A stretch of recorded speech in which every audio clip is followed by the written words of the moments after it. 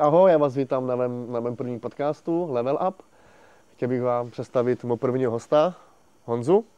Nazdar. Honzo, ahoj. Čau, rád tě poznávám. Já tebe taky. Díky mu za pozvání, vážím si toho. Já si to moc vážím, že jsi přijel k nám do našeho unikátního podcastu, ale vlastně... Je to podcastují studio unikátní, jakože takhle pod širým nebem, hele, v takových jako podmínkách zajímavých jsem ještě nenatáčel, takže je premiérka, díky za to. No, tak to je super. Honziku, představ se nám.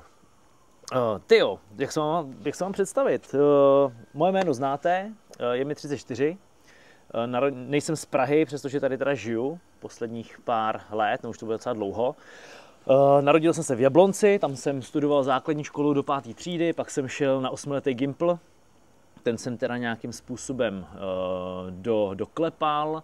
Přihlásil jsem se na vysokou školu právě sem do Prahy, kterou jsem potom jako spojil s nějakým sportováním, respektive s nějakou sportovní kariérou, která jako mi navazovala právě o té střední. No, výšku jsem dodělal, a protože nejsem úplně takový ten typ člověka, který by seděl někde v kanclu a plnil nějaký úkoly, který mu někdo dá, tak jsem si ty úkoly dával sám. A mám za sebou vlastně celou řadu různých projektů, některý byly víc úspěšný, některý byly méně úspěšný. Teď ten aktuální, to jsou nějaké ty zájmové kroužky pro děti, tak v tom se, musím zaťukat, v tom se nám daří docela dobře. No a chtěl bych to samozřejmě rozšiřovat nějakým způsobem dál, aby prostě jsme měli kroužek, který funguje třeba celorepublikově, i třeba potom s budoucím přesahem na Slovensko. Tak to je hodně krásný. No. Jelikož jsme podcast o úspěšných lidech, takže vlastně ty jsi pro mě úspěšný v tom, že jsi v televizi, že jsi takovým známý, hodně známý, Okay. A já mám rád tady ty lidi, co jakoby dosáhli nějakého úspěchu, tak by mě zajímalo vlastně, co tě namotivovalo k tomu, aby ses dostal tam, kde jsi teďkom, co tě k tomu vedlo. Ale jo, jasně, rozumím otázce. Asi bych k tomu dodal jenom jednu věc, jo. Jakože to, že si lidi myslí, že jsem úspěšný na základě toho, že jsem byl vybraný do nějaký reality show, to je úplně jako cestný. To může být úplně jako kdokoliv. A já si myslím, že jsem člověk, který jako je celkem přízemně smýšlející a jako plně si uvědomuji, že jsem úplně jako normální člověk, který teď najednou prostě shodou nějakých obrovských náhod a okolností je jako hodně vidět právě díky té show a díky televizi a díky tady těm vlastně věcem. Jo. Vůbec, jakože takže porovnávat nějakou takovou jako mediální, a to ani já nejsem jako mediální star, ale prostě když jako vezmeš nějakého takového člověka, který prostě měl opravdu jenom to štěstí, že takhle ho vybrali do nějaký takovýhle show, a když ho potom porovnáš opravdu s nějakým člověkem, který od 18 fakt jako dřel, makal a vybudoval, řekněme, 100 milionovou firmu, tak to je jako nebe a dudy. Jo. Já jako, hele, sám za sebe si myslím, že jsem jako úspěšnej, nejsem žádný milionář, nejsem prostě žádnej, že bych vlastnil tamhle pozemky a tadyhle nemovitosti a tamhle to, ale tak prostě jako jdu si nějakou svojí cestou. To, co dělám, tak to mě baví, to mě naplňuje a má to jako i nějaký přesah právě třeba jako pro ty děti, že se tam něco naučí, že si z toho něco berou a něco si z toho odnášejí. A to je vlastně to, co mě jako baví, a tím, že mě to zaplatí to, co potřebuju, a ještě mi něco zbyde, myslím si, že jako tohle by mohla být klidně, jako, že úspěch by klidně takhle mohl být pojmenovaný. No to je hezky. A proč jsi zrovna vybral děti na svoje podnikání? Ty Což brďo, mě hodně hele, zajímá, protože no jasně. já si myslím, že třeba s dětmi je právě nejlepší biznis na světě. Když jsi si takhle tak přemýšlel k tomu, a proto si řekl, že by si chtěl dělat právě s dětmi, protože vlastně rodič má rád svoje děti a koupí mu všechno, co chce. Tohle to asi jako rodič od rodiče, nicméně já jsem vlastně nikdy jsem si nemyslel, že tady v tomhle odvětví budu pracovat. Jo? Prostě, že budu nějakým způsobem pracovat s dětskama nebo s dětskýma kolektivama, nějaké takovou jako zábavnou formou vzdělávat, a nakonec jsem u toho skončil a zjistil jsem, že mě to baví. Hele, ta cesta k tomu byla vlastně zajímavá. Já ještě ve chvíli, kdy jsem studoval teda na vysoké škole a kdy jsem dělal teda profesionální atletiku, tak prostě řešíš, že jo, peníze, protože já už jsem v té době, kdy se tohle začalo odehrávat, tak jsem měl chronický zánět na patě a vlastně přišel jsem o veškerý granty, sponsoringy a takovéhle věci, protože prostě když sportuješ a máš nějakou úroveň, tak seš nějakým způsobem placený, buď to nějakým střediskem, že jo, který samozřejmě má jako státní peníze a to potom jako rozdává prostě těm profi sportovcům, ale je to na základě nějakých výsledků, který ten sportovec podává. No a já protože jsem vlastně tyhle výsledky podávat nemohl, protože prostě jsem měl zraněnou, nebo ještě stále mám zraněnou tu patu, tak jsem prostě říkal, hele, jakože já ten sport mám rád natolik, že mě stojí za to, abych prostě nějakou svoji energii, kterou mám, částečně prostě vložil do něčeho, abych se jako uživil, abych si mohl poplatit soustředění, doplňky, vybavení, že jo, na to trénování a tak dál. No, takže jsem ke škole, kterou jsem studoval, tak jsem si našel brigádu a to byl právě lektor dětských kroužků. Takže jsem, já nevím, 3x, 4x do týdne, třeba na 4 hodiny obcházel základní školy a tam prostě jsem měl na starosti nějaký dětský kroužek. No a vlastně, jak jsem se dostal k tomu, co dělám teď, bylo to úplně vlastně jednoduchý, prostě jak jsem byl na těch kroužcích, ještě za teda tu jinou společnost, tak jsem tam pracoval s těma dětskama a najednou koukám, že oni sbírají karty Pokémonů, že jo, a já jsem na Pokémonech vyrost, mě bylo to bude 35, tak to jsme vlastně skoro stejný ročník. No, takže mě bylo nějakých 10, 9, když to sem přišlo, no a samozřejmě potom, jak jsem byl na tom 8letém Gimplu, tak už jsme nezbírali jenom ty nálepky a ty postavičky, ale začínali jsme sbírat i ty herní karty a protože prostě nás to zajímalo, tak jsme se o tom začali učit víc. Tehdy, že jo, žádný internet byl, ale prostě to se posílalo přes modemy a prostě než jsi někde něco našel, tak to trvalo do zítra. Takže jsme prostě schánili informace, kde se dalo, tu hru jsme se nějakým způsobem naučili a dokonce nám potom v Jablonci otevřeli v rámci DDMK, Dům dětí a mládeže, tak nám tam otevřeli jakýsi klub, jakousi Pokémonní ligu, kam jsme teda každý týden chodili na hodinu a půl, tam jsme prostě changeovali nějaký karty, že jo, a hráli jsme tam samozřejmě tu hru jako takovou. No a nějak jsme se do toho ponořili, že jsme potom začali objíždět i nějaký turnaje, co byly v Liberci, v Praze, něco, nám bylo, že jo, 11, 12 třeba a prostě takhle jsme se vydali jako do Liberce, víš co, a takový ty velký páni, tramvají jsme tam jeli, tak to bylo zajímavý.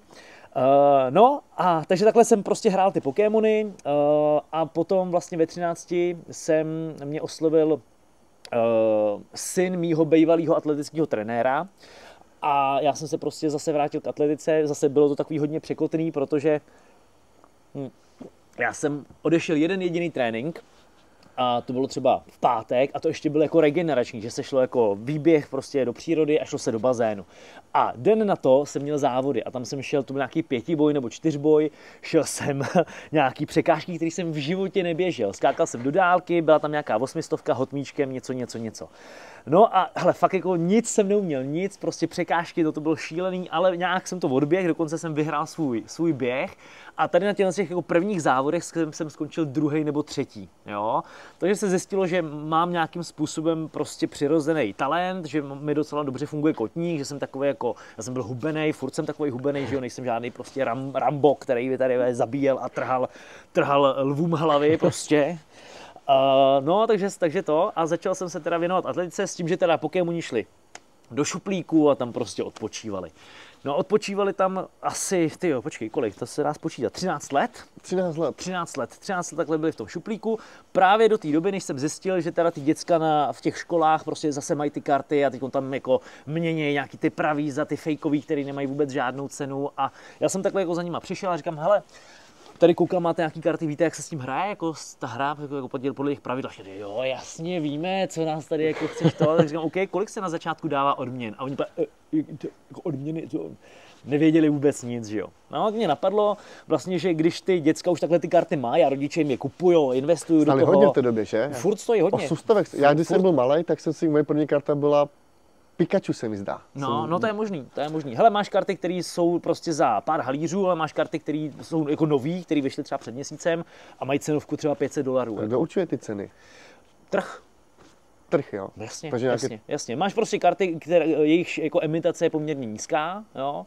A ty samozřejmě potom mají nějakou jako vyšší cenovku. Samozřejmě je to taky spojený s nějakou oblíbeností toho Pokémona, že takový ty známý Charizardi a Pikachuové a prostě takový ty primárně z té první 150, tak jsou jako známější a jsou víc vidět, než takový ty prostě novější, o kterých vlastně jako ani nevíš, že existují, jo. Takže ale zase je to jako trh, prostě je to o tom, jako kdyby tady o nějakou kartu prostě toho, já nevím, Charizarda nikdo neměl zájem, no tak protože ji chceš prodat, když s cenou dolů, tak co já ti tady o tom budu říkat, že jo. No to chápu, já jsem sbíral hokejové kartičky. Jasně, a úplně to je stejný princip, si myslím, že jo. Přesně, úplně to stejný. Máš nějakou dobrou kartu, která je prostě, já nevím, Jágr, že jo, nebo prostě, já nevím, nějaký velký hokejista, Hašek, to je úplně jedno, nebo i prostě nějaký americký. Byla nějaká blejskavá, bylo jich málo, právě proto prostě jí lidi víc chtějí, protože jí málo a proto prostě automaticky roste její cena. No a o těch kartách, to jsou nějaký jakoby omezený počet kusů, nebo víš, jakoby, kolik těch karet je třeba světově a potom se tím traduje a tím pádem má tu hodnotu vyšší, že jo? Vlastně nikdo neví, kolik těch karet jako ve finále je. Samozřejmě ano, úplně v takových těch jako začátcích byly nějaký opravdu jako ultra limitované edice, kterých bylo fakt jako omezený počet. Takže vím, že třeba jako ta nejdražší karta aktuálně, která se jmenuje Pikachu Illustrator, tak ona je úplně jako v perfektním stavu, jo, že prostě nemáš vohnutý roh, nikde není poškrábaná. A cena víš, kolik je cena téhle karty? 10 000 euro? 5,2 milionu dolarů. Ty vole. A ty vlastníš? Jasně, mám jí doma, no. No tak. No ne, samozřejmě, že ji nemám, to už bych tady nebyl, jako kámo, hele, nemám jí, ale koupil jí Logan Paul, americký youtuber, který to ještě udělal, takže on měl vlastně tu kartu, ona byla označená právě tou jakou, jsou společnosti, který ti té kartě dává jako nálepku, nakolik je perfektní, jako certifikát, přesně ano. Tak. Takže ty to tam pošleš, oni prohlídnou, prozkoumají, že jo, jestli právě není vohnutá, jestli má dobrý centering, jestli ten obrázek není, jestli je dobře ustřižená. A dají prostě tuhle nálepku. No a ten Logan Paul, tak on měl tuhle stejnou kartu, ale s tou známkou 9, což je prostě předposlední nejlepší. A on ji vlastně prodal, nebo respektive ji vyměnil za tu lepší, doplatil asi 2 miliony dolarů a prostě má tady tuhle jako jediný na světě nejdražší karta ever, 5,2 milionu dolarů. No. Tak to je hustý. No a teď je to opravdu tak, že vlastně se neví, kolik se těch karet tiskne, ví se jenom, že některých je málo, některých je hodně, no a takhle tam ta cena vlastně tam balancuje. Takže tohle je třeba jako jedna z těch věcí, kterými ty děti učíme, jak se poznávají ty pravé karty od těch falešných, že ty falešné nemají vůbec žádnou cenu, to je prostě na výhost, tím tady můžeš prostě podpálit krb. A pak jsou právě třeba nějaký ty dražší, který nějakou tu hodnotu mají, takže my je učíme, jak se to jako rozpoznává a tohle. Ale samozřejmě ten koncept funguje i jako jinak, že my tam ty děcka učíme jako anglicky, protože ty karty jsou v angličtině, takže aby jako rozuměli, co který ten Pikachu nebo Bulbasaur jako říká, proč to říká, jak se to zahraje. Do toho ty děcka počítají, mají, že ty Pokéši mají nějaký životy, nějaký útočení. No a vlastně je to takový jako komplexní balíček a v tomhle tom. Takže vlastně, když je nějaký zápas, Pikachu prohraje, tak se karta vezme, roztrhá, vyhodí, nebo? Ne, tam figurují nějakým způsobem ty odměny, ty máš vlastně herní balíček, svůj vlastní, který si nějak postavíš na základě nějakých preferencí, právě mám rád Pikachu a dám tam Pikachu a musí to nějak fungovat, to je učíme taky. A ty si z toho svého balíčku dáváš na stranu nějaký karty, o kterých vlastně nevíš, co to je za karty, že si prostě jako je dáš na slepo. Takže to je vlastně taková strategická hra. Jo, je to strategie. A ve chvíli, kdy porazíš Pokémona toho soupeře, tak si bereš jednu tu odměnu. Jo. A jakmile nemáš žádnou tu odměnu, tak si vyhrál zápas a jdeš dál. A jsou třeba nějaké turnaje nebo nějaké ligy? Jasně, hele, pořádej se normálně turnaje, jsou poměrně rozšířený, jednou za rok se koná mistrovství světa, kde jsou normálně i dotace poměrně velký, jakože jsou lidi, kteří se normálně živí jenom tím, že objíždějí turnaje. Tak to je hustý. Jo, tam prostě, jakože máš nějaký kategorie, v těch nejvyšších, to jsou jako mástři od 15 až do 100 třeba, když ti bude 100, můžeš klidně hrát Pokémony, tak tam, když opravdu vyhráš jako první místo na nějakém turnaji, vyhráváš třeba 10 000 euro, prostě něco takového. Takže jsou opravdu lidi, kteří jako objíždějí jednou, dvakrát měsíčně nějaký takovýhle turnaj a živí se prakticky. Ale musí být velká investice, ne, do toho. Když musí ty balíčky kupovat nebo nějak, aby turnaj vyhrál, tak musí mít nějakou, nějaké silné, ne? Není to úplně o tom. Vlastně ta cena té karty je opravdu daná nějakou jako vzácností, ale to neznamená, že je jako použitelná herně do toho balíčku. Takže abych to byl třeba, když jdeme tomu Pikachu je základní, třeba má tam silu 30, plácnu, a třeba Charmander má silu 120, tak ten Charmander je drahší nebo levnější, nebo tak si myslí, jako, že on kupuje jakoby ty silové karty, aby vyhrál nad tím soupeřem. Jasně, takže jasně. To není tady nějaká jako přímo daná jako korelace, že by to opravdu takhle bylo, že čím silnější, tím je dražší. Vůbec to tak není. Je to prostě o tom, že některé karty se ti právě do skladby toho balíčku hodí víc a některý míň. Ale to neznamená, že ty, který se tam hodí míň, nemůžou být vzácnější. Jo? Jsou dvě věci. Je hra a je sběratelství. Z hlediska sběratelského ty opravdu můžeš sbírat nějaký vzácný karty, které ale vůbec jako nekorespondují s tím, jestli jsou hratelný právě na těch turnajích a nebo ne. Jo, už to chápu. Jo. No a kdyby si měl ještě mi vysvětlit třeba to NFCčko s Pokémonama. Jaký máš ty na to názor, nebo je to dobrý biznis investovat do toho, když ty lidi, nebo... Hele, protože teď to hodně vidím v reklamách, že Pokémon je NFCčko, tak jsem si vzpomněl právě na tebe, že jo? Tak jsem si chtěl zeptat. hele, co se týče nějakého investičního potenciálu, primárně do těch karet, jo, tak když tomu trošičku rozumíš, tak třeba za poslední 2 roky určitá karta, nebo řekněme určitá edice, protože vychází to v nějakých edicích, vzrostla třeba o 40%. To znamená, že jako když prostě jsi nakoupil za 100 000, tak dneska po 2 letech máš prostě 140. Takže jako musíš tomu rozumět, musíš se v tom umět pohybovat, ale zase známe jako lidi, kteří zase nedělají nic jiného, že prostě flipujou karty, nakupujou, prodávají, někde něco podržejí, prostě je to vlastní investice. No, jde to taky. A to znamená, jako ten Pokémon je obrovský svět, to je opravdu jako jedna z nejlépe rozjetých franchise, když to porovnáš třeba s Marvelem, nebo s opravdu, já nevím, prostě Spider-Man, nebo Hello Kitty, takový tyhle jako značky, tak Pokémon je úplně jako všechny prostě strká do kapsy, jako s přehledem. Tak to je hustý, no. Já jsem ještě jednu otázku, teď mi vypadla. Jo, jaká byla tvoje první karta? Ty jo, vůbec nevím. Fakt nevím. Nepamatuji si to. Nevím. Pamatuju si, jako když jsem si koupil takový ten, nebo když jsem rozbil nějaký ten první balíček, ale to byly ještě takový ty nálepky, tak tam jsem měl nějakého takového tygra a jmenuje se Arcanine a něco a já jsem prostě potom chtěl se sbírat těch všech 150 kartiček, to se mi povedlo a pak jsme právě přesedlali na ty herní karty, na to TCG, Trading Card Game a tam vůbec člověče nevím, jako která byla první, to bych tu nevím. A kdybys teď všechny karty, co máš, dal dohromady a mají třeba jako nějakou cenu? Já vím, že pro tebe asi nevyčíslitelnou, ale jakoby, dejme tomu pro nějaký biznis, mají třeba nějakou a Maj. Řekneš to? Maj. No, je to hodně docela, no, tak já jen třeba k milionu by to mohlo být. Tak to je hustý. A máš plánu s tím nějak jakoby se potom posunout dál třeba, že to opustíš a ty peníze budeš investovat dál třeba do nějakého podnikání? Hele, vůbec nevím, kam mě život zavede. Samozřejmě i právě na základě té show, tak se mi jako otvírají různé dveře. Každopádně tenhle můj projekt s těma dětskama je takový jako moje děťátko, který jsem si opravdu vybudoval z ničeho, takže bych to nerad pouštěl. Ale uvidíme, no a ty karty, hele, spíš asi si je schovám, nebo máme schovaný někde, že jo. A uvidíme, pak je třeba dám dětem a prostě jako investici. Hele, tady máš prostě moje album, máš tam pár dobrých kartiček, tak... No. A ohledně toho školství, jak jsi říkal, mě teď zajímá upřímně tvůj názor na školství v dnešní době a co bylo, když bys nechodil do školy. Jo, jako kdybys měl srovnat to školství, co bylo před 12-15 lety, kdy jsme chodili my na střední a teď, když je jakoby ta nová populace ohledně, že mají to AI inteligenci, že jo, že mají takové, jak bych chtěl slyšet jakoby tvůj názor, jakoby, kam to spěje všechno, hele, že já si myslím, že je to... Jo, chápu, rozumím otázce. Nemyslím si, že úplně já bych byl jako v tomhle člověk, který by ti na to mohl říct nějaký relevantní názor. Nemám úplně takovou erudici na to, abych jako ti to tady zhodnotil, ale řeknu ti nějaký jako subjektivní názor. Já jsem vlastně velice rád, že jsem vyrůstal v době, ve které jsem vyrůstal, prostě bez telefonu, že jsme opravdu jako přišli ze školy, vzali jsme kolo, jeli jsme někam se projet, koupali jsme se v přehradě v Potoce, tam jsme stavěli hráze a ne jako dneska, jak ty děcka opravdu jako přijdou a když nemají nějaký kroužek, který jim rodiče platí, tak jsou prostě doma na tom telefonu a tam se hrajou nějaký apky, nějaký hry a tohle. Neříkám, že jsem si jako samozřejmě neprošel dobou, kdy jsem pařil na kompu, šel jsem ze školy, šel jsem na trénink a večer místo toho, co bych se učil, tak jsem pařil nějaký Heroes, že jo, Heroes Might and Magic 3 nebo něco takového, samozřejmě ano.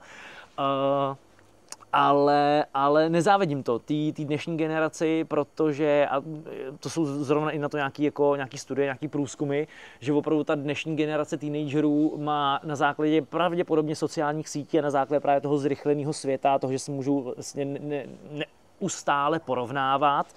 Protože vidím tady týpka, že jo, je úspěšný něco, je zase prostě na Bali, takže ve velkým trpějí depresema, sebepoškozováním a dokonce normálně už jsem zaslechl, že jsou státy, které právě řeší věkový omezení sociálních sítí. Že prostě, to je dobře, jakože třeba jako legálně můžeš sociální sítě, a nevím, který to jsou státy, protože bych si vymýšlel, sociální sítě využívat až třeba, když je ti 18, až když jsi jako plnoletý.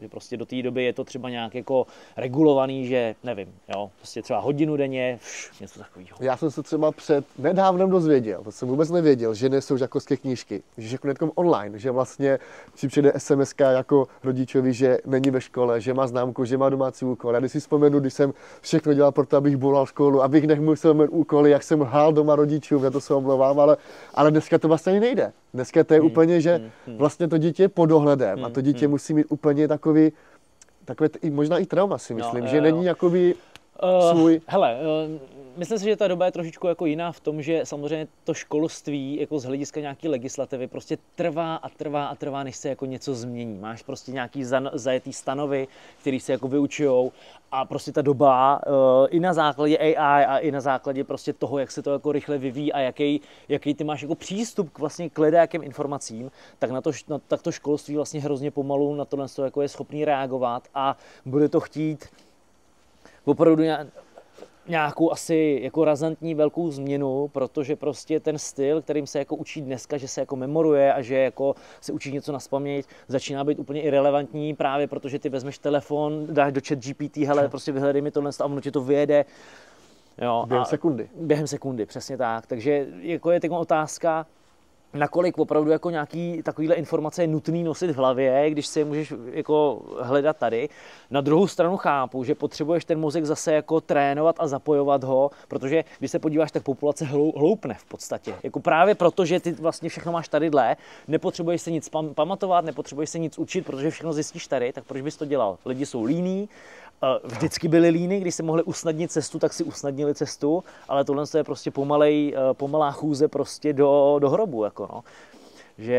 A bude se to prohlubovat, jo. Takže, ale zase, hele, já tady nejsem žádný psycholog, nejsem žádný jako člověk, který by tomu rozuměl, je to spíš jako něco, co tak nějak jako vnímám a mám na to svůj názor. Asi tak. A myslíš si, že v dnešní době je škola důležitá, nebo ne? Nebo já si myslím, že v dnešní době škola, třeba se pletu, nebo mluvím blbost, ale já si myslím, že v dnešní době škola důležitá není, že stačí mít kontakty a konexe. Co si o tom myslíš ty? No, musíš to specifikovat, jako v čem není škola důležitá? Právě to, že tě naučí nějaký socializaci, právě to, že si tam utvoříš nějaký okruh nějakých blízkých přátel, se kterými pak můžeš něco budovat, nebo že prostě se naučíš, jak se jako chovat v nějakém kolektivu, že občas je někde nějaká autorita, kterou je dobrý poslouchat. Takhle, co tě naučila škola pro tebe v dnešní době? Co jsi z té školy vzal? Mě třeba naučilo jenom, že mám poslouchat. A to je všechno. Ale jakoby jak dělat nějaký biznis, jak se dostat ničemu, to mě škola neučí. Oni tam učí prostě takové ty věci, ale já si myslím, že škola života, kamarádi, co jsou úspěšní, tak tě naučí víc než nějaká škola. Prostě tam, jako jestli ta škola je dneska v dnešní době důležitá nebo ne. Jo, rozumím. No hele, jako základní škola 100%, no, jako číst, psát, počítat, prostě mít nějaký fakt jako všeobecný přehled, to je prostě jako must have.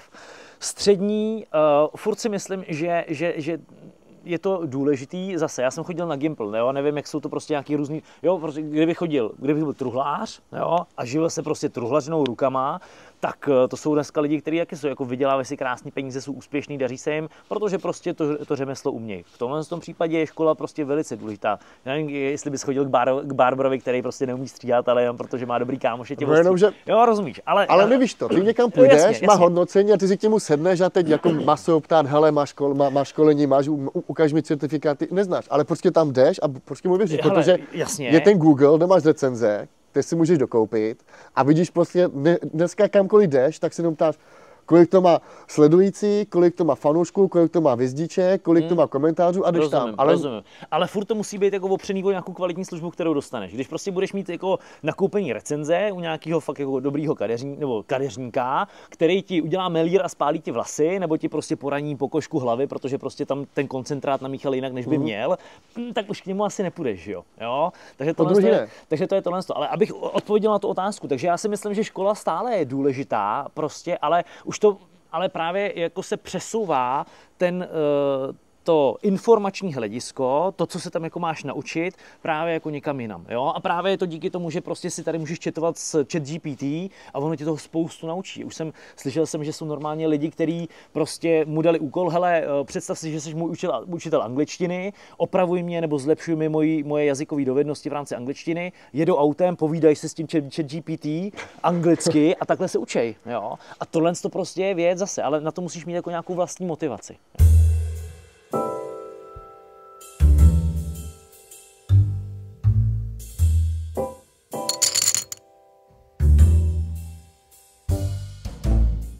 Člověk musí chtít sám.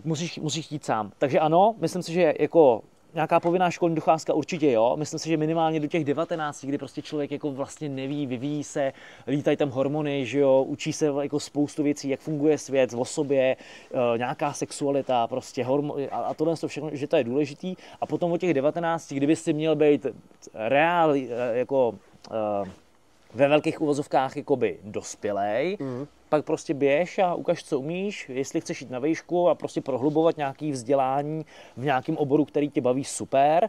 Pokud prostě přesně jsi nějaký dravec, který má pocit, že prostě se chce věnovat tradingu a chce tady dělat jako forex a měnový páry, super, běž, nauč se to, bacha, abys tam prostě nezahučil, aby se nedostal nějakých problémů. A jaký máš názor na to, že třeba mi se často stává, že mi někdo volá, třeba nějaké call centrum, jestli nechci investovat nějaké peníze do nějaké nemovitosti nebo investic, blablabla. A já se na to normálně zeptám, hele, kolik máš ty peněz, že mi radíš, že mám já investovat. Co si myslíš jakoby ty o těch call centrách, jestli lidi mají věřit těm lidem, co mu jakoby, teď si vem, že třeba já bych tě měl učit dělat něco, co vlastně ani já nemám. Jo, takže... Zase tohle je jako hrozně komplexní otázka, o který bychom tady mohli mluvit dlouho. Jo. Myslím si, že lidi z call centra jako primárně ten biznis nedělají, že oni tě jako propojí s nějakou společností, kdyby si měl mít nějaký ty experty, který tě to jako učej nebo který ti doporučejí, co, kam, jak investovat, aby si teda zhodnotil nějaké svoje úspory nebo nějaké svoje finanční prostředky. Takže nakolik tomu tyhle lidi z těch call center rozumějí, nevím. Nevím, prostě asi nějaký jako základní know-how o tom budou mít, ale jestli jako sami investujou nebo něco, netuším. Já jsem jako člověk, který jako když je tady, aby něco předával, tak potřebuju mít nějaký svoje jako know-how a potřebuji vědět, že jsem v tom dobrý, že tomu fakt jako rozumím. Jo. I proto právě tady, co jsme se bavili o tom školství, tak jako dodávám, že vlastně nejsem odborník, nejsem expert a že je to jako jenom nějaký můj názor, protože to je pravda. A jako netroufnul bych si hodnotit, kde něco jako, a nějak to jako zásadně soudit, právě protože je tam spoustu věcí, 95%, o kterých já vůbec nemám ani páru. Jo. A tohle si myslím, že je něco podobného, jo? Že prostě ve chvíli, kdy máš nějakého člověka, který ti má prostě něco prodat, no tak přesně, tak se ale podívej na jeho výsledky, jako jestli dělá trading, tak podívej se, hele, mám tady už jako 10 let nějaký investiční portfolio, který prostě každý rok o 30% zvedám, jako jo, nebo prostě udělám nějaký introdenní prostě trading a mám tady opravdu jako, že 25% každý den jsem jako vejš, super, tak to se asi potom, jako jestli má dlouhodobý výsledky, pak je to člověk, který by tě mohl něco naučit, který by tě mohl něco předat a který by ti nějakým způsobem mohl pomoct. Tak. A ty jsi měl v životě nějakého takového člověka, co tě třeba vytáhl nahoru, nebo pomohl ti nahoru, nebo by ti jakoby ukázal tu cestu správnou tím směrem, nebo všechno sám si jakoby vybudoval? Upřesni tu otázku, jakože v čem? No třeba, já jsem byl třeba na ulici, třeba, že jo, a potkal jsem kamaráda, který mi prostě jakoby pomáhal, tak jsem se dostal nahoru a vlastně díky němu jsem třeba tam, kde jsem teďkom. Takže vlastně, nebo měl jsem kamaráda třeba, co investuje velké peníze do nemovitostí, já jsem tomu vůbec nerozumím, prostě a ptal jsem se ho, hele, ty jsi pro mě člověk strašně zajímavý, mě by bavilo prostě s tebou jakoby jít to tvojí cestou. Tak jakoby mi ukázal, co všechno se dělá tohle a jakoby mi potal mě nahoru. A teď vlastně já to dělám to stejné vlastně, když mám jakoby firmu svoji, mám nějaké zaměstnance, tak vlastně já je nechci učit jakoby to, co mají dělat v životě, ale chci je jakoby nasměrovat tím správnou cestou, aby jakoby nedělali chyby, co jsem dělal já, aby se jakoby tomu vyvarovali. Tak jestli máš taky třeba nějakého takového guru, jakoby, který jo, ti v tom... rozumím, chápu. Hele, asi ne, samozřejmě jsou lidi, kteří mě inspirujou, jsou to jako lidi z různých odvětví, kteří mají jako velikánský intelektuální přesah a jsou prostě dobrý třeba v nějakém oboru. Takže s nima se snažím jako udržovat nějaký kontakty, jsme nějakým způsobem kamarádi a fakt jako jsou to lidi, kteří jako mají to hodně co předat, jo? Ale že bych měl takhle nějakýho jako guru, se kterým bych se radil, nebo něco co, kde, jak, proč, v čem bych teda měl podnikat, to jsem neměl, já jsem měl skvělý rodinný zázemí, víš, jakože prostě vždycky když se mi jako nedařilo, nebo když jsem řešil nějaký trouble, tak jsem měl prostě kam jít a kam přijít, kde prostě se mi snažili poradit nebo pomoct, nebo něco takového. No a potom vlastně to, co jsem si teď tady dal do hlavy, že bych jako mohl nějakým způsobem rozvíjet nebo budovat, tak to už byla jako čistě vlastně moje práce. Jsou teď samozřejmě nějaký lidi zase, u kterých bych se rád inspiroval právě třeba z hlediska nějakého jako investování, z hlediska nějakého tradingu, který bych se chtěl nějak lépe naučit, abych prostě měl jakoby různorodý nebo diverzifikovaný to portfolio, abych prostě nebyl závislý na jedné věci, ale abych věděl, že když tohle krachne, takže prostě mám nějaký další zdroje, který mě uživějí a na který se když tak můžu spolehnout. No, doufám, že jsem ti odpověděl. Takže ne žádného jako vyložení jako jednoho guru, který by mě někde jako od někud vytáhnul, nebo který by prostě říkal, pojď, teď tady spolu budeme dělat tohle, já tě to naučím, tak to jsem neměl. Mhm. A co si myslíš teď o dnešní době, co se týče sociálních sítí? To mě strašně zajímá. Jaký máš na to ty pohled? Pokud já mám 35, ty máš 34, takže naše dětství, puberta byla úplně jiná, co je teďkom. Teď vlastně 19, 18 letí už jenom Instagramy, telefony, prostě do práce nechcou, do školy nechcou, radši budou sedět doma, být influencery, vydělávat si Instagramem a hírem.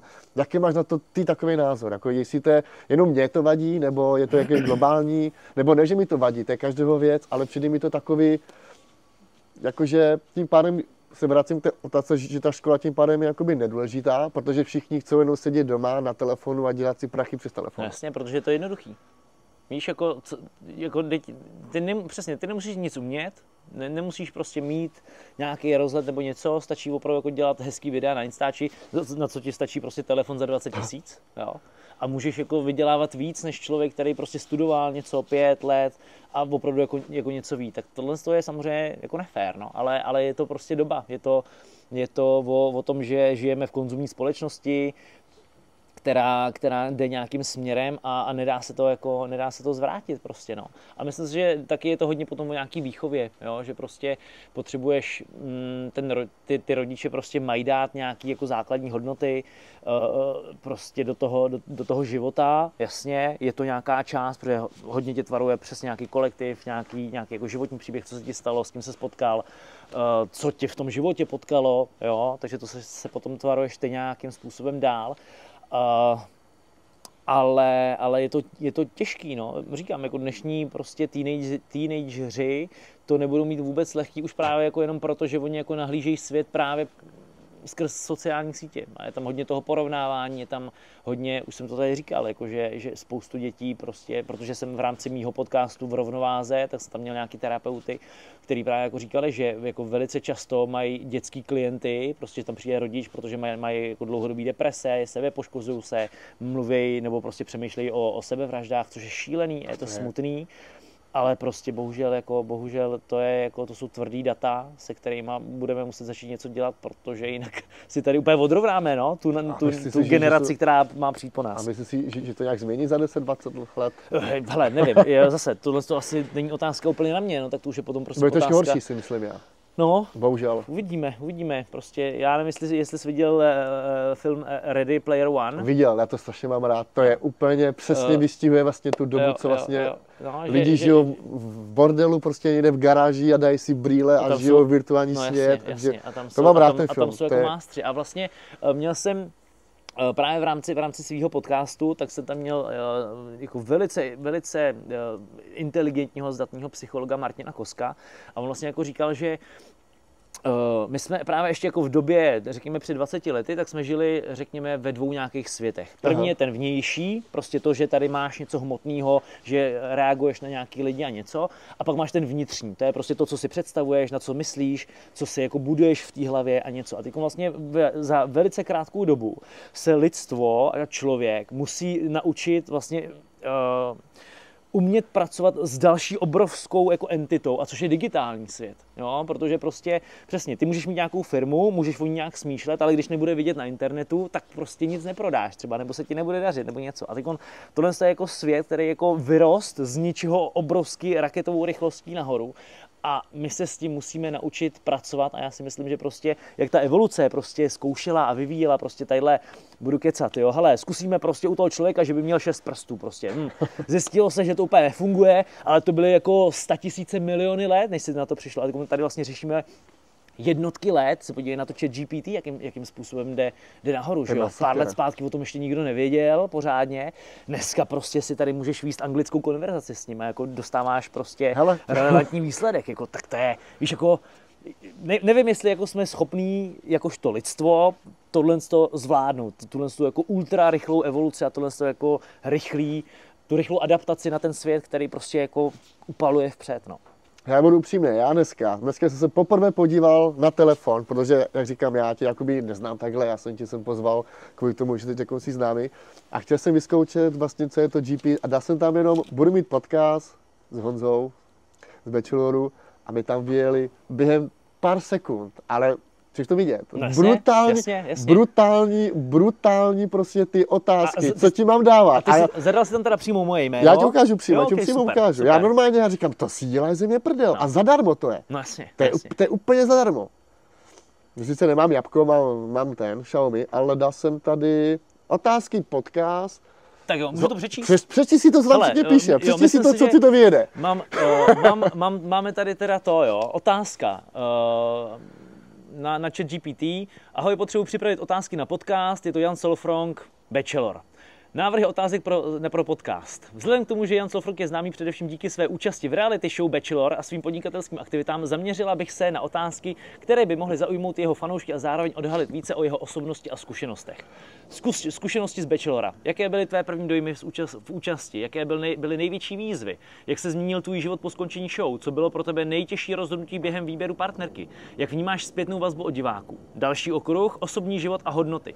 Co tě na ženách nejvíce přitahuje? Jaké jsou tvé životní hodnoty? Jaký je tvůj vztah ke slávě a mediálnímu zájmu? Jaké máš plány do budoucna? Co tě nejvíc baví, když zrovna netočíš nebo pracuješ? Další oblast, podnikání a kariéra. Jak ses dostal k nápadu založit jazykové kroužky pro děti? Jaké jsou tvé nejúspěšnější projekty? Jaké jsou tvé plány s podnikáním? No a tady ještě prostě máme mnohem dál. Ale během pár sekund mi to vyjelo. Chápeš to? Jo.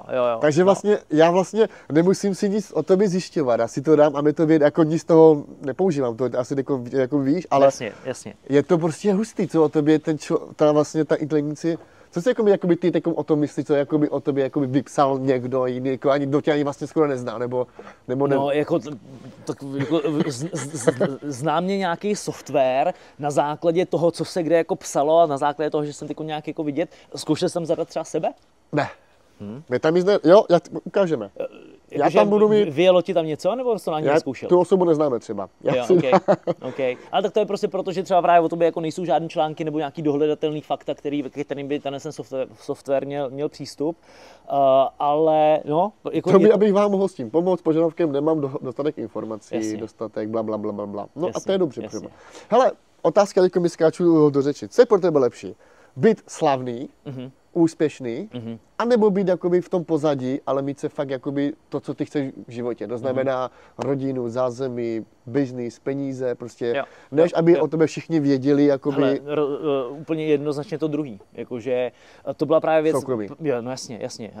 Kdybych jako dával na nějakou váhu, rovnoramenou, prostě být slavný, anebo prostě být úspěšný a aby o mě prostě spíš lidi nevěděli, tak jako jednoznačně tohle sebou nikdy nenese nic dobrýho a já si to zažívám teď, víš, jako uděláš nějaký rozhodnutí v rámci reality show, to se prostě někde odvysílá a najednou prostě šup, vlna hejtů, něco, ty seš úplně blbej, lidi tě soudějí prostě na základě sestříhaných jako 20 minut, aniž by prostě věděli, jakože, víš, no a hele, příjemný, no, tak jako já to neřeším úplně, víš, jakože už jsem, je mi 34, prostě vím, kdo jsem, a vím, jako, co mám jako za sebou, takže děkuju. Takže mě tohle úplně zásadně netrápí, ale neříkám, že to není nepříjemný, prostě protože seš takhle hrozně vidět.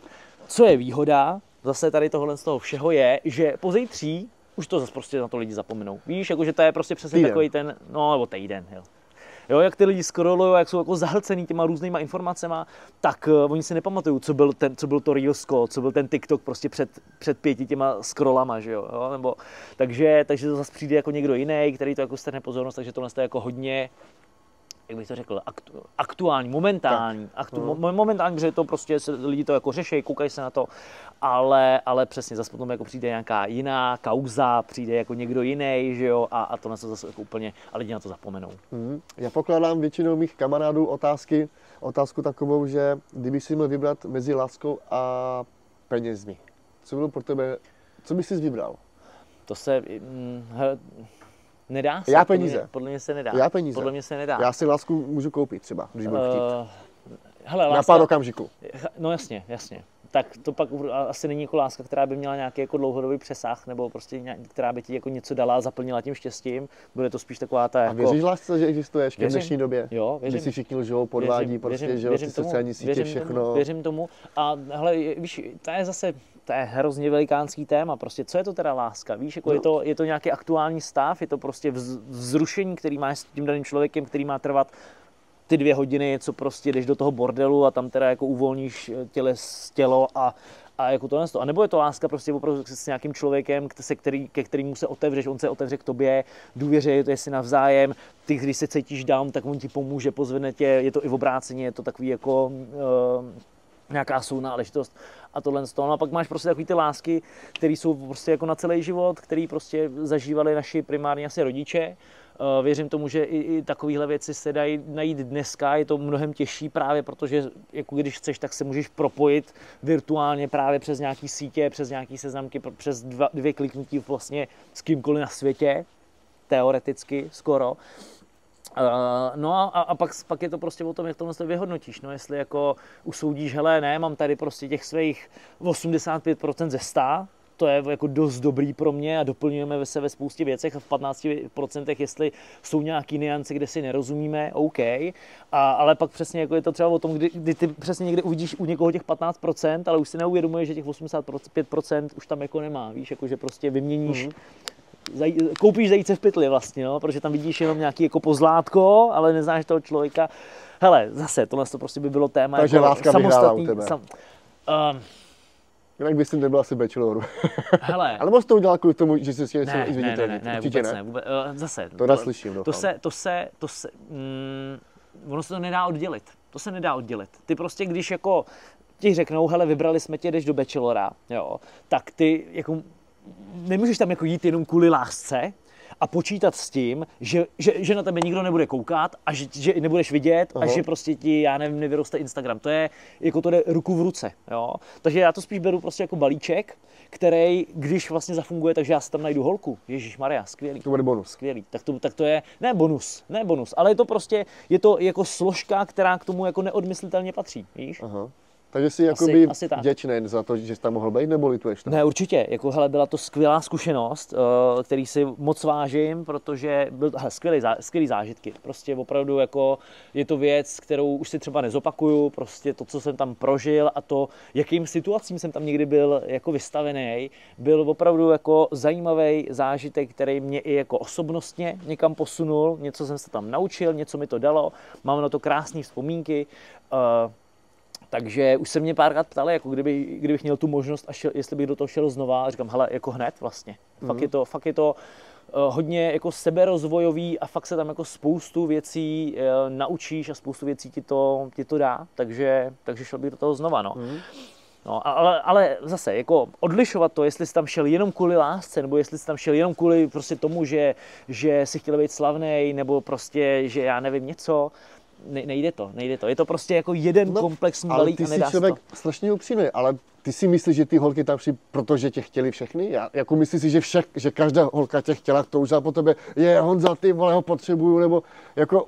Kdo si o tom myslíš ty? Jako? Já si myslím, že tam byli všichni proto, aby se jenom jakoby dostali do podvědomí na těch sociálních sítích, ale potom už byla taková jenom hra a přetvářka. To si jako myslím já, třeba se pletu, protože ta televize jakoby to dá ven to, co my chceme vidět, že jo? Ne jako co tam je doopravdy. Jasně. Ale myslíš si upřímně, že každá jakoby ženská tě tam chtěla úplně, že ty si úplně... Hele, já ti řeknu takhle, já se v ženských moc jako nevyznám, jo? Já jo, třeba. Jo, vyznáš se. Ti pak můžu poradit. Tak to, gratuluju, tak si pak dáme nějaký sezení ještě mimo kamery a můžeme o tom pokecat. Moc se v ženských nevyznám, popravdě řečeno.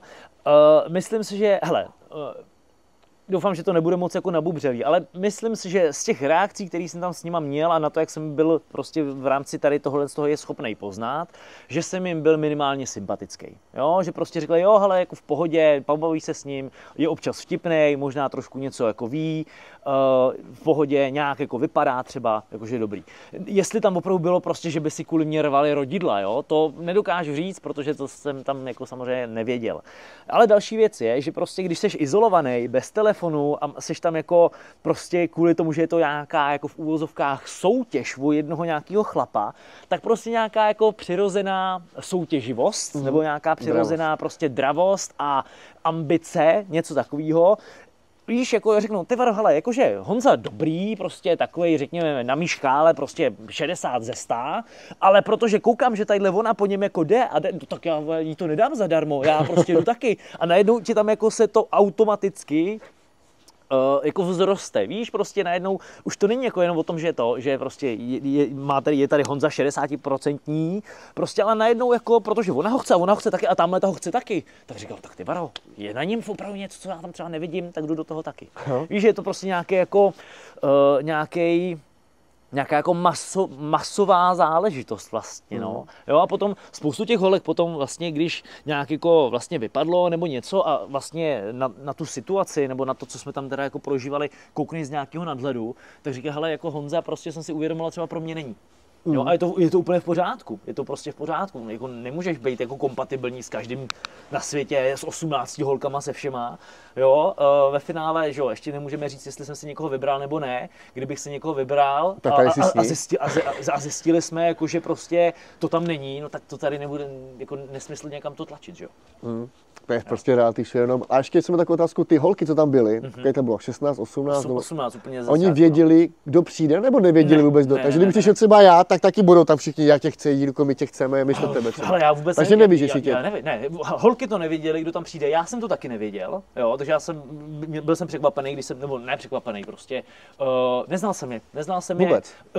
Některý ano, to je jedno, prostě, ale zase to je, protože prostě jako dělám modeling, byl jsem v muži roku, tak jako máš nějaký konexe, někoho sleduješ na Instagramu a někoho jsem tam takhle jako poznal. Ale ne, ty holky jako nevěděli, kdo tam přijde, já jsem vlastně nevěděl, kdo tam přijde. A kdybys tam přišel ty, tak hele, já nevím, no, tak máš prostě nějaký svoje kvality, jsi sympatický, jsi vtipnej, máš prostě nějakou... Kupek. Máš tak to je zrovna věc, kterou když se do toho dáš, tak za půl roku to máš pryč, jo, jako takže to je tohle.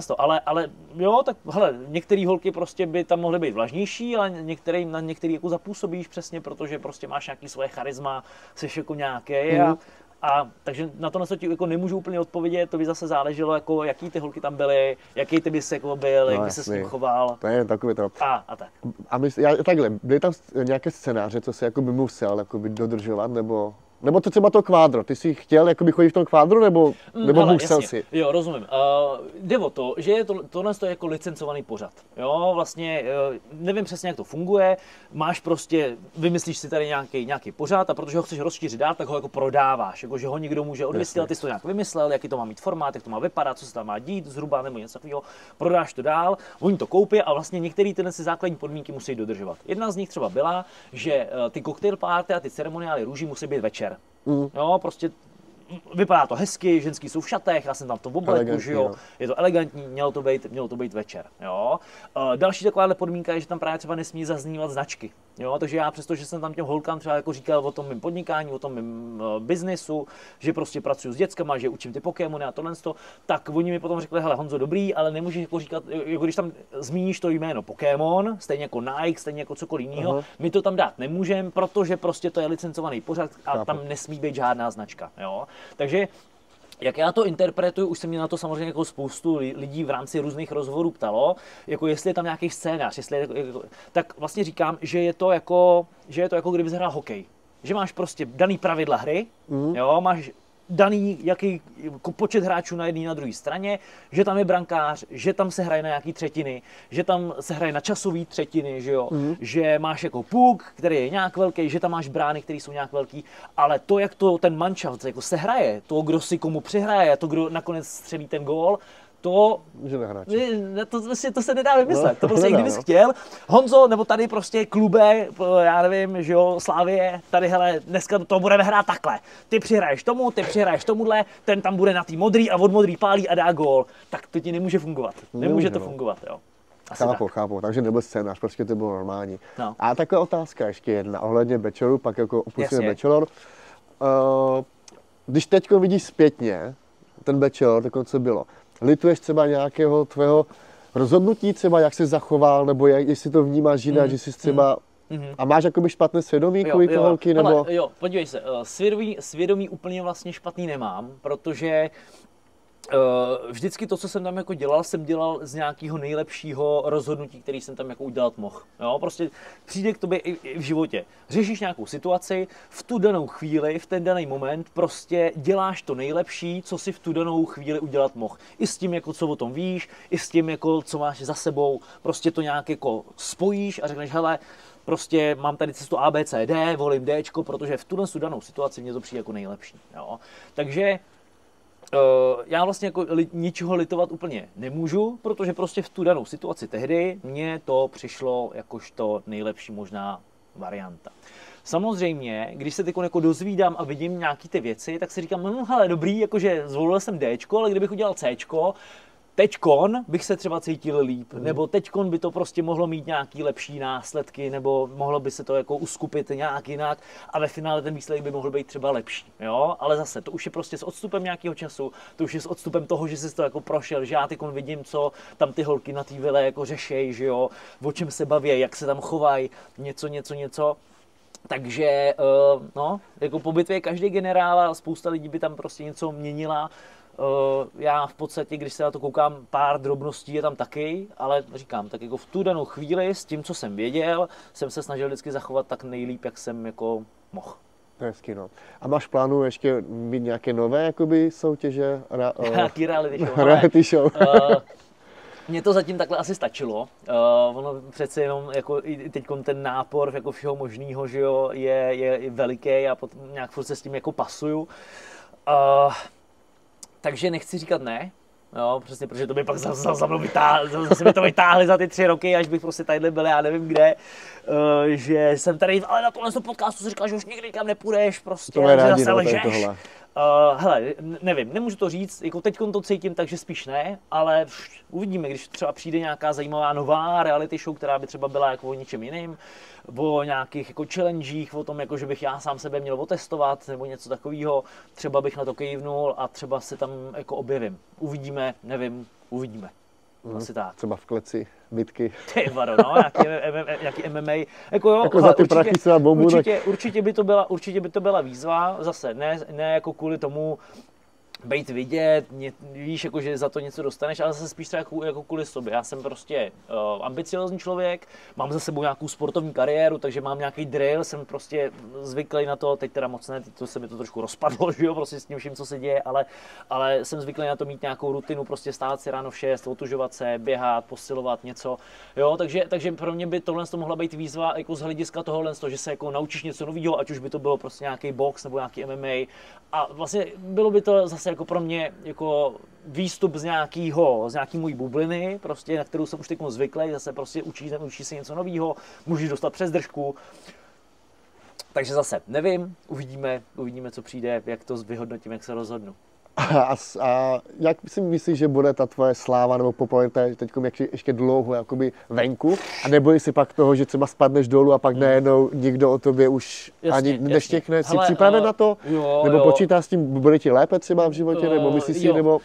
Hele, ne, vůbec nevím. Zase jako říkám si, že je to příležitost určitě. Tím, že jsi jako takhle vidět, najednou prostě máš ty followers, máš prostě nějaký publikum, který tě nějakým způsobem poslouchá, tak i právě třeba kvůli tomu já jsem udělal ten podcast, víš, aby to jako nebylo, že jsem tady jenom jako panák v reality show, prostě jako uměle vlastně jako vytvořený, ale když už teda se to stalo, tak pojďme vám lidem prostě přidat něco, co má nějakou hodnotu. Takže právě proto dělám ty své podcasty, který si myslím, že nějakou jako zajímavou výpovědní hodnotu mají. Potom si myslím, že je to o tom, jako jak se toho zhostíš, jak to prostě uchopíš, jo? Tak jsou prostě lidi, kteří tady právě jako se světem sociálních sítí vlastně jako nechtějí mít nic společného, takže prostě oni to jako uspějí, vlastně na ten Instagram, na ty sítě nic nepřidávají.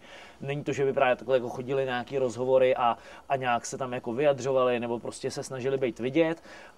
Já to vnímám prostě tak, že je to určitě nějaká možná příležitost, která se prostě potom dá využít nějak třeba dál.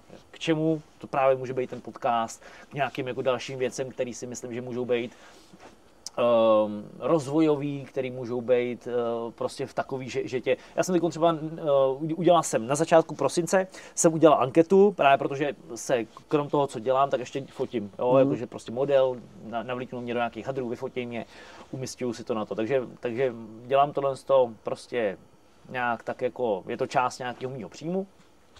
A dal jsem vlastně anketu, že když takhle fotím, tak jestli uděláme kalendář. A napsalo mi tam prostě hlasování, že jo, a nějaký třeba 4 000 lidí, 3800 lidí hlasovalo, jo, hele, že prostě to by bylo super. Tak jsem udělal kalendář, umístil jsem si ho na e-shop a vlastně mě napadlo, aby to jako nebylo jenom prostě o tom, že lidi zaplatí nějakých, já nevím, 460 Kč, budu jim vyset na zdi, tak je tam vlastně na konci QR kód, to ještě připravujeme, co to v rámci toho prosince z toho roku, prosince 2025 bude, ale vlastně jsem si vymyslel, že na každý měsíc by tam mohla být nějaká výzva. Jo? Takže teď vlastně všichni, kteří si objednali ten kalendář, tak exkluzivně dostali uzavřený video na YouTube, který prostě se dá sdílet jenom na základě toho linku, který těm lidem pošleš. A vlastně mají tam výzvu, který se můžou účastnit jenom ty lidi, prostě, který ten kalendář mají. Jo? A takhle to vlastně plánuju na každý měsíc. No, že teď se jede leden, když si z toho něco vezmu, když třeba v nějaký téhle výzvě budou pokračovat dál, skvělý. Když prostě to bude fakt jako uzavřená výzva jenom na ten leden, i tak je to skvělý, protože prostě mají tu možnost. Jo? Jestli toho využijou, jestli se na to vyprdnou, to už je čistě na nich, ale dávám tomu zase nějakou přidanou hodnotu, víš, aby to prostě nebyl jenom papír na zdi s nějakýma fotkama, kde jsem já, to je sice hezký, chápu, že někomu to může udělat radost jako takhle samo o sobě, ale pojďme, jako je takových možností, co se dá jako dělat. Prachy jsou na zemi, stačí jenom zvednout, ne? No. A Honzo, abych ten podcast zakončil, tak by mě zajímalo nějaké tvoje plány do budoucna, jaké máš. Co připravuješ, co nás čeká, co nás nemine. Plány do budoucna, tak musím samozřejmě prostě nějak se popasovat s tím, co se děje, že jo. Plány jsou takový, že, jak už jsem tady naznačil, bych se chtěl zdokonalovat právě v nějakém jako projevu mluveným, více třeba věnovat nějaký moderaci, protože jsem zjistil, že to je věc, která mě baví. A tak hele, mám tam samozřejmě spoustu věcí, které se dají zlepšovat, takže na těch bych chtěl zapracovat. Chtěl bych samozřejmě posouvat právě ty svoje kroužky i na základě jako nějakých jako turnajů, který připravujeme, tábory připravujeme a různých jako eventů, který k tomu budou napojený a budou vlastně se o tomhle nějakým způsobem opírat.